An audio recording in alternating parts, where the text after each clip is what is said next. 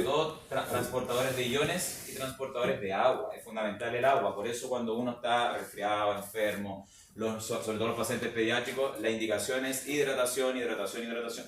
Es fundamental la hidratación como medida general, sobre todo cuando hay fiebre, que hace al revés, que te deshidrates, ¿no es cierto? Porque el agua, si no hay agua en cantidades necesarias, el sistema se empieza a secar y aumenta, ¿no es cierto?, la capa gel, que en este caso, ¿no es cierto?, sería la mucina. Y el moco se hace más espeso y eso hace que el cilio no tenga movimiento eficiente. Porque hay transportadores en el sistema mucociliar, en esta capa sol gel del sistema mucociliar, hay transportadores de iones, sobre todo el cloro, y iones, ¿no es cierto?, como el sodio también, y el agua, principalmente el agua. Por eso la fibrosis quística se altera el sistema mucociliar en estos pacientes. Porque recuerden que la fibrosis quística es un trastorno de un gen, de un cromosoma, pero que este gen, esta enfermedad genética, genera un trastorno en los transportadores, de cloro principalmente. Entonces, como el sistema mucociliar tiene transportador de cloro, hace una ineficiencia en la formación de mucina y por ende forman mocos muy espesos y eso hace tapones mucosos, ¿ya? Y son hipersecretores. Entonces, eso es fundamental. Después tenemos una tos inefectiva, que era lo importante cuando tenemos pacientes con debilidad muscular, dolor. Por ejemplo, estos pacientes que tuvieron un trauma torácico, ¿ya? Que no pueden toser, no pueden eliminar. Entonces esos pacientes muchas veces tienen trastorno de la tos, pero no porque no tengan una buena tos, sino que no pueden por el dolor, ¿ya? Un paciente con un neumotórax, que tenga un drenaje pleural, por ejemplo, también tienen dolor, por ende no pueden. El dolor es súper importante, por eso ustedes dentro de la evaluación del examen físico torácico siempre evalúen en la inspección el dolor, ¿ya? Y luego en la palpación corrobore, porque los pacientes realmente refieren dolor intercostal, dolor subcostal, ¿no es cierto? Y usted tiene que ver la causa de eso, ¿ya? Entonces es fundamental el dolor, porque el dolor limita la tos después, ¿ya? Dígame. Al evaluar la tos de un paciente, ¿cómo lo hace? ¿Le pregunta que, o sea, le dice que tosa solo? Sí, le diga tosa y si al paciente le cuesta, hay que inducir la tos. Y al inducir, Tos provocada. Y al inducir la tos, ¿puede tener el mismo reflejo? ¿Puede estar débil o es espontáneo y sale normal? No, hay que reflejarlo, sobre todo en pacientes pediátricos más fácil. Obviamente el paciente adulto tiene que tener las consideraciones que realmente los cartílagos son más rígidos y va a costar un poco más inducirla, pero se puede inducir igual. Y en ese caso es el mismo mecanismo. Sí, en cuanto a eficiencia me refiero. ¿Ya? Dígame, Benjamín. Con respecto al dolor, ¿uno como quincero le puede bajar el dolor al paciente o ahí interviene el médico? O sea, principalmente el dolor, si fuera músculo esquelético, el dolor, obviamente uno puede ocupar técnicas de fisioterapia, ¿ya? Para el dolor, ya que en este caso sería estimulando la fibra C, ¿no es cierto? Polimodales con algún TENS, una electroestimulación, pero obviamente a nivel de tórax, si hablamos de un dolor más de tórax, hay que ver primero la causa, porque igual hay pocos estudios que hablen de que vamos a utilizar TENS en músculo intercostal o en el diafragma, no hay evidencia de que el TENS tenga eficiencia en el diafragma. Entonces tiene que identificar primero la causa. Si no, es médico el manejo del dolor, con analgesia, con alguna droga, ¿no es cierto?, más potente en ese sentido, dependiendo del contexto del paciente. Y hay que saber, por eso la causa es fundamental. Luego tenemos obstrucción y cierre pequeño de las vías aéreas cuando tenemos pacientes con hipoventilación regional, ¿ya? Sobre todo en esos casos, importante, ¿ya? Porque hay una reducción del lumen en este caso y eso genera una obstrucción. Recuerden que habíamos hablado dentro de los objetivos terapéuticos de la permeabilidad de la vía aérea y dentro de la permeabilidad de la vía aérea es fundamental esta estrechez del tubo que puede ser por edema, por secreciones, etc. Por eso usted tiene que evaluar cuando plantea el objetivo de permeabilidad, correlaciónelo bien antes o cuando hable de obstrucción. Por eso yo le he recalcado harto, obstrucción no es sinónimo de secreción siempre. La obstrucción puede ser por miles de factores, identifíquelo primero y luego lo trata, ¿ya? Entonces al identificarlo, sí, la obstrucción puede ser por un tapón mucoso, sí puede ser, pero identifíquelo primero. Que diga, no sé, sibilancia, crepito grueso, un estridor, entonces usted ahí ya relaciona el ruido respiratorio, ¿ya? Cambios en la viscosidad o en la elasticidad del moco por deshidratación o una inflamación de la vía aérea, ¿ya? Sobre todo, por ejemplo, pacientes asmáticos, pacientes con fibrosis quística, que van a tener este tipo de problemas, ¿ya? Los pacientes con bronquiectasis también. Consecuencias, principalmente, al tener, ¿no es cierto?, esta retención de secreciones, ¿qué consecuencias me lleva? Dentro de los mecanismos fisiopatológicos, uno es la alteración del becupo, de la ventilación-perfusión, ¿ya? Porque hay un trastorno en el intercambio gaseoso, por ende hay una ineficiencia, sobre todo en la fase de la ventilación, ¿ya? Aumento del trabajo respiratorio, claramente. Usted tiene que buscar la causa. Cuando tenemos un aumento del trabajo respiratorio, usted tiene que identificar esa causa. Y si el trabajo fue por obstrucción, por un tapón mucoso, o solamente una obstrucción porque está edematizada la vía aérea. Acuérdense, si está edematizada la vía aérea no quiere decir que tenga secreciones necesariamente. Puede haber sido por miles de factores, ¿ya?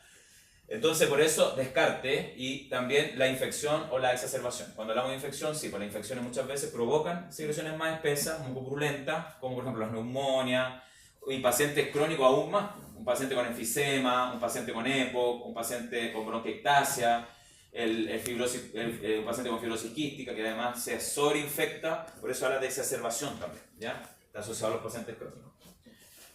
Ideas, fuerzas que hay que tener claro en esto. Principalmente, la higiene bronquial es una intervención dirigida a objetivos, eso es súper importante, no podemos perder ese foco, ¿ya? Cuando vamos a hacer la aspiración de secreciones, tiene que ser dirigido a un objetivo, no porque sí, ¿ya? Entonces la idea de fuerza, ¿a qué cosa? ¿Qué quiero lograr con esto? Movilizar primero la secreción. Evacuar, por supuesto, la secreción que está generando este tapón, este estancamiento del flujo respiratorio y por ende del volumen, ¿ya? Y finalmente del intercambio gaseoso. Reclutar y ventilar, porque esto me permite también que al liberar este tapón mucoso vuelva a reclutar zonas alveolares que estaban perdidas.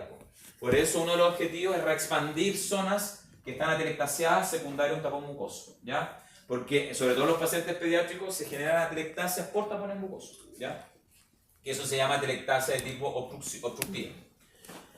Prevenir, clave también, pues, la prevención. Sobre todo, por ejemplo, pacientes crónicos exacerbados, pacientes con debilidades neuromusculares y que tengan trastorno del mecanismo de la tos, ¿ya? ¿Por qué se retienen las secreciones? Acá hay causas, ¿no es cierto?, principales de patologías, por ejemplo.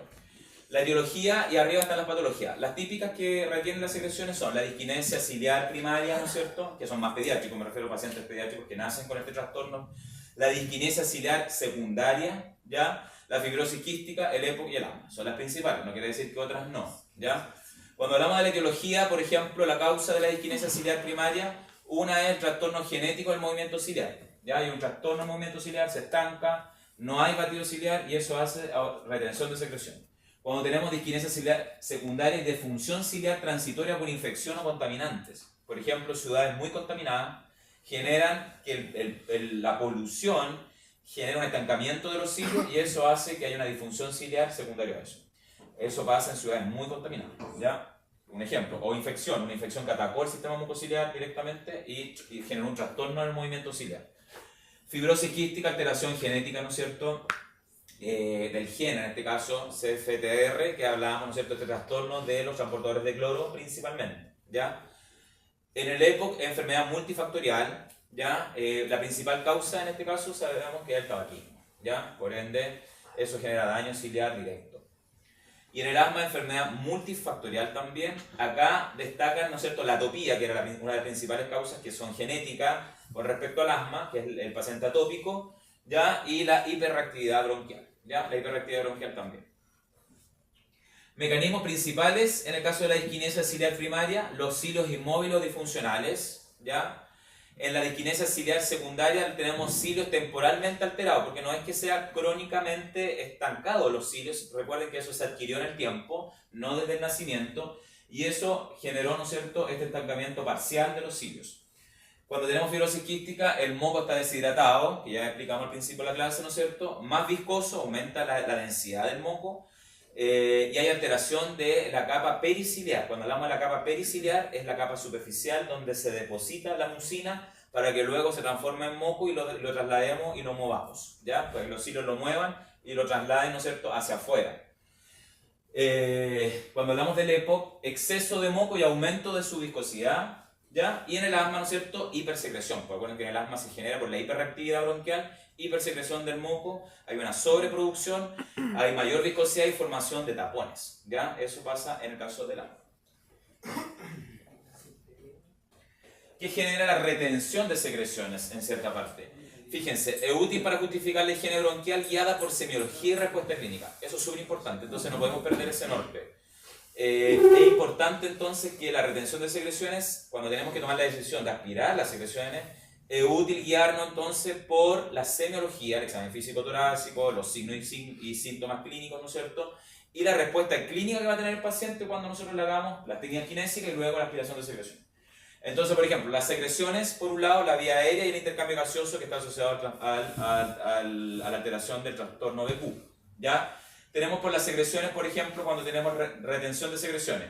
Aumenta la cantidad de secreciones, hipersecreción, aumenta la viscosidad, por ende, ese aumento de la viscosidad del moco está asociado a deshidratación, menos cantidad de agua, aumenta la adhesión y la cohesión del moco, por ende, usted cuando evalúa la secreción es espesa. Los puentes que están asociados son difíciles de romper y piense eso que está adherido a los bronquios, no pueden romperse, entonces poder sacarlos es difícil. Una técnica kinésica no es capaz de movilizar esa secreción porque es muy adherida. Ya disminuye el clearance mucociliar. El clearance es este movimiento ciliar, ¿no es cierto?, para que pueda ser eliminado. Vías aéreas generamos tapones, ¿ya? Y estos tapones, ¿no es cierto?, se llama el mucus plugging, ¿no es cierto?, que es esta situación en la cual generamos secundario atelectasias, ¿ya?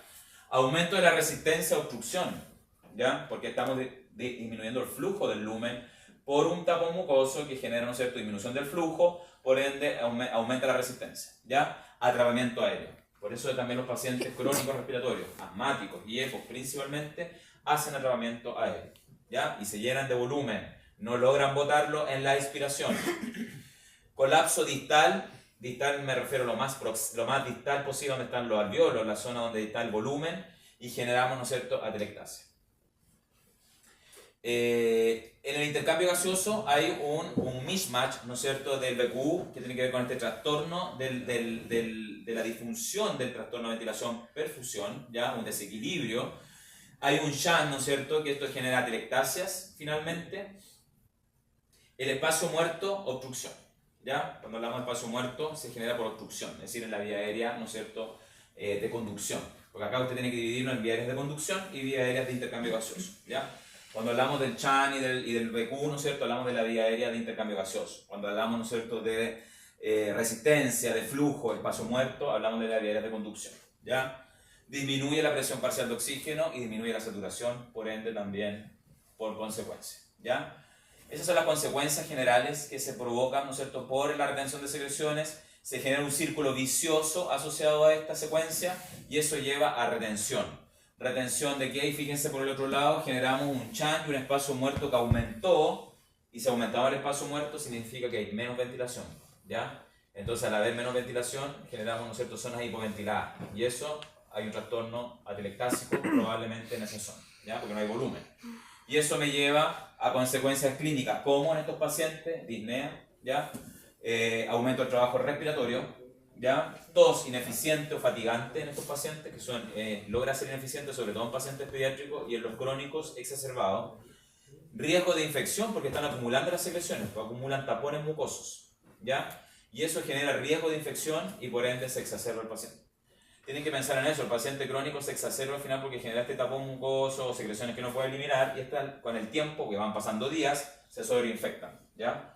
Y eso hace que haya una infección entonces en esa zona. Fundamento, esto de acuerdo a la última actualización del PostU, ¿no es cierto?, del 2016, habla entonces que tenemos una obstrucción multifactorial, es multifactorial. Y esto está asociado primero por una parte por el edema y broncoespasmo, en los pacientes obstructivos principalmente. Eso me lleva a sibilancia, si lo llevamos, ¿no es cierto?, a la semiología y a la auscultación, a ruidos obstructivos. Y finalmente tenemos que ocupar, idealmente en esa primera fase, terapia inhalada o farmacoterapia en esa zona sí o sí para disminuir, ¿no es cierto?, la obstrucción. Luego nos vamos a la hipersecreción. Una cosa es el edema, por eso es importante lo que plantea PostU, porque lo separa. Una cosa es el edema y el broncoespasmo, no lo podemos tratar con aspiración de secreciones, ojo con eso, ¿ya? O si no lo vamos a empeorar, ¿ya? Más obstrucción le va a generar a ese paciente, así que eso se trata con inhaloterapia y farmacoterapia. Y por otra parte tengo la hipersecreción, que la hipersecreción está asociada a crepitaciones gruesas principalmente, roncus, ¿no es cierto? Y acá tengo que ocupar maniobra física, ya que son las técnicas kinésicas que hemos visto en este semestre, ¿ya? Ahí ocupo maniobra física y ahí puedo usar la aspiración de secreciones, ¿ya? Ahí puedo usar la aspiración de secreciones en ese caso, ¿ya? Para que sepamos la diferencia, que está súper clara acá, cuándo sí, cuándo no. Profe, Dígame. pero por ejemplo, fármacos que los mucolíticos, por ejemplo, el Ambroxol. ¿Se puede? ¿O sí tiene que complementarse con la terapia como de aspiración, de movilizar y todo eso? Sí, acá en este caso sí es sibilancia, ojo ahí porque identifique primero el edema broncoespasmo, el ambroxol no me sirve en esta fase, ¿ya? Acá tiene que ser, porque no tenemos secreción directamente en esta fase, ¿ya? Está el broncoespasmo. Acá tenemos que usar inhaloterapia, un corticosteroide, un LABA, un LAMA, mezclado, ¿no es cierto?, con corticoide dependiendo de la fase de la enfermedad. Eso en esa fase. Los mucolíticos, ¿no es cierto?, y los antitusígenos, idealmente acá lo complementa, ¿ya? Lo complementa acá para poder aplicar las técnicas manuales después, ¿ya? O aspiración, ahí sí. Para facilitar la eliminación de secreciones, sí. Ahí sí. Entonces, la definición de este procedimiento, como dice ahí, es un procedimiento encaminado a extraer las secreciones del árbol bronquial por medio de la aplicación de presión negativa, ¿ya? Esta técnica es utilizada cuando la tos es inefectiva, ¿no es cierto? Y el paciente no puede expulsarla de forma independiente de sus secreciones, principalmente. Ahí usted decide, vamos a ocupar aspiración de secreciones. Objetivos principales, hay más, pero estos son los principales. Mantener la permeabilidad de la vía aérea es lo primero, ¿ya? Mantener la permeabilidad de la vía aérea. Y luego prevenir infecciones y atelectasias, ¿no es cierto? E hipoxia producidas por el acúmulo de secreciones, los tapones mucosos, lo que vimos anteriormente, ¿ya? Importante prevenir acá la infección y la atelectasia, eso es fundamental dentro de los objetivos kinésicos, ¿ya? Y obtener también, que se usa, la aspiración de secreciones también es un camino para eso, obtener muestras de secreciones para estudios citológicos, ¿no es cierto? Y estudios microbiológicos.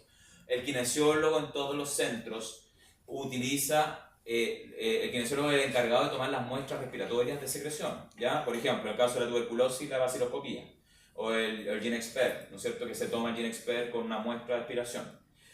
Si el paciente no logra generar el esputo, a eso me refiero. En el caso, por ejemplo, de pacientes pediátricos que tengan sospecha de una neumonía o un BRS, tienen que tomar una muestra de secreción y usted, la única forma realmente es aspirando, ¿ya?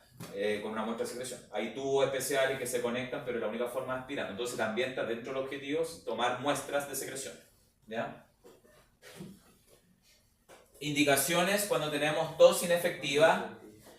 Gran cantidad de secreciones que imposibilitan mantener una vía aérea permeable, ¿ya? Obtención de una muestra de secreción bronquial para estudios citológicos o microbiológicos, atelectasias masivas del pulmón por tapón mucoso. Eso es importante, sobre todo en los pacientes pediátricos pasa, pero también hay pacientes adultos que están hospitalizados muchas veces y hacen tapones mucosos por estar encamados mucho tiempo y eso les genera, ¿no es cierto?, también atelectasias, ¿ya? Ojo con eso también. Sospecha de aspiración de contenido alimentario gástrico cuando un paciente aspiró. Por ejemplo, un paciente ACV que no tiene buen mecanismo de la tos, broncoaspiró porque estaba comiendo, se atoró y se llenó de secreción. Usted tiene que aspirar rápido, ¿no es cierto? Obviamente estamos hablando de una zona de control, en un hospital, en una clínica, en un centro, no en la casa. Entonces usted ahí lo aspira, ¿no es cierto?, para poder aspirar la mayor cantidad de contenido gástrico, en este caso, que aspiró el paciente, ¿ya? Para evitar que eso se vaya al pulmón. Pacientes que desaturan, ¿ya? Que muchas veces las causas de la desaturación, recuerden que igual tiene que evaluarlo con semiología, pero puede ser por un tapón mucoso. Aumento del trabajo respiratorio, que ya lo dijimos también, y presencia de sonido respiratorio durante la auscultación, principalmente si por un lado es la sibilancia, defina bien esa sibilancia, si es por causa de secreción o solamente por el edema del broncoespasmo, y si hay ruidos decrépitos gruesos, roncos, ¿no es cierto?, y algunos estertores, si es por causa de secreción, que probablemente sí sea por hipersecreción, ¿ya? Recuerden que el crepito fino no. Consideraciones especiales. Primero, lo importante para esto es la elección de la sonda de succión adecuada. La sonda de aspiración, cuando hablamos de técnica abierta, tienen tamaños. Para pediátricos uno usa en general tamaños hasta la 10, no más que eso. 10 French, la unidad de medida de la sonda de aspiración es French, ¿ya? Entonces usted usa hasta 10 French. Hay sonda 6, y sonda 8 y sonda 10. Esas son las que se usan para pediatría, 6, 8 o 10, ¿ya? Y eso se usa en French. Para adultos, usted usa la 10 de repente, pero muy pocas veces, a no ser que un paciente tenga una nariz muy pequeña, una nariz con un tabique desviado, que tenga complicaciones, ahí usted usa la 10, pero la 10 es poco eficiente para un adulto porque saca poco, dependiendo de la cantidad. Entonces usted usa la 12, que es más común, la 14, hasta ahí, pero igual existe la 16 y la 20, pero son gigantes. ¿Ya? Yo no se lo recomiendo, pese a que está dentro de la literatura, ustedes si lo leen va a estar incluido en el adulto, dice hasta 16, pero no es recomendable el 16 porque es muy grande, inclusive ya el 14 es medio grande para el paciente, entonces use idealmente la mejor es la 12, French, de medida, ¿ya? Entonces use la 12, pero el paciente de repente que la 14 igual anda bien y porque va a tener mucha secreción, mucha, y un tapón grande, la 14 aspira toda, ¿ya? Eso es importante.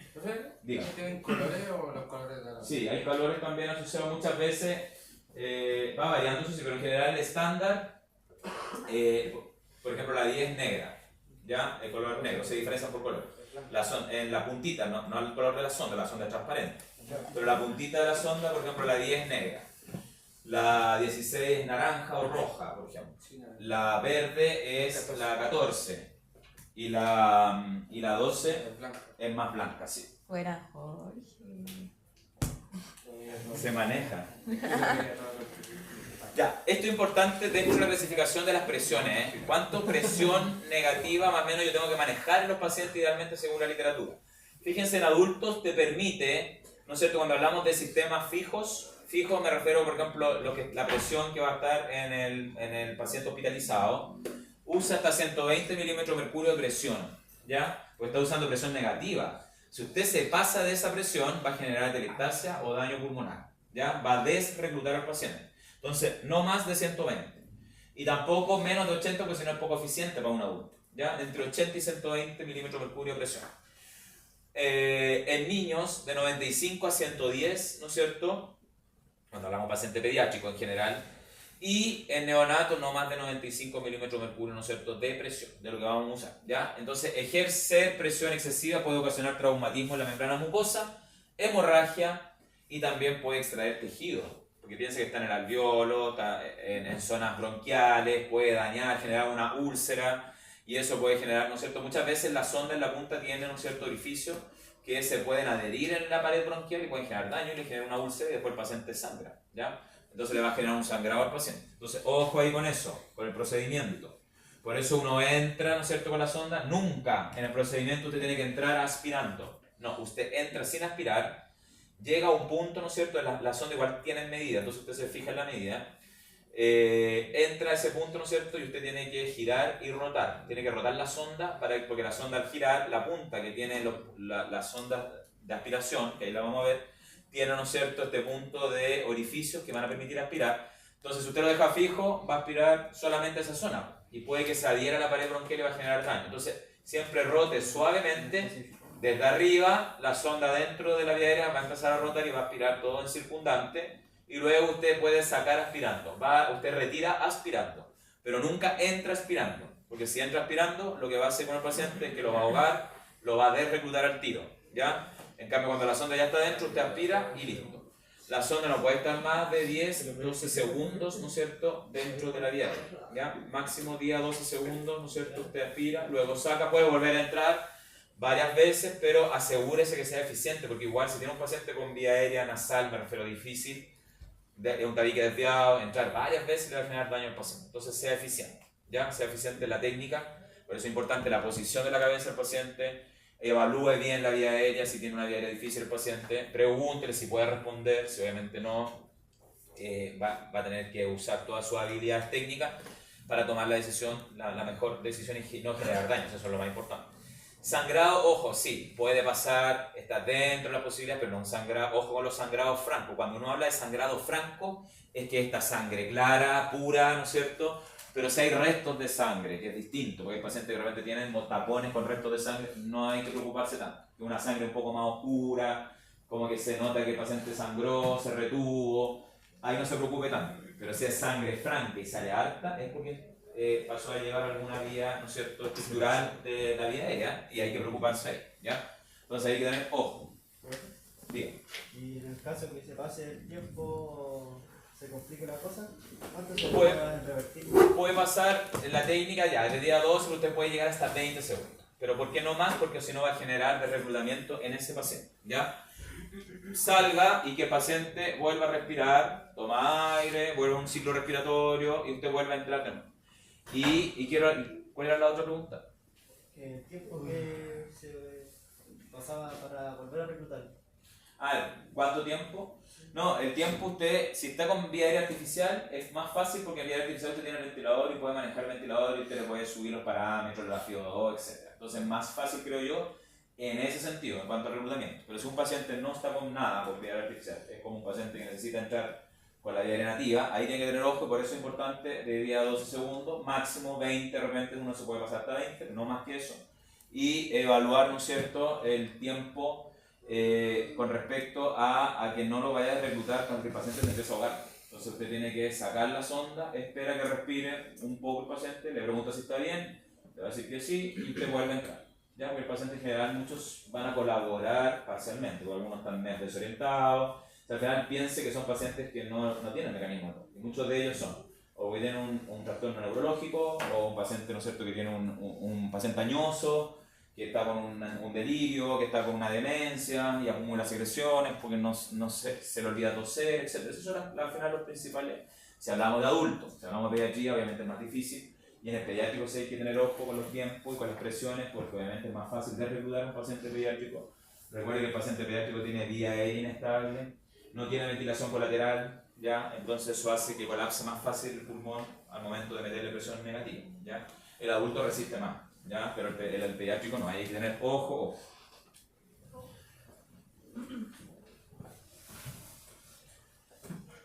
Eso.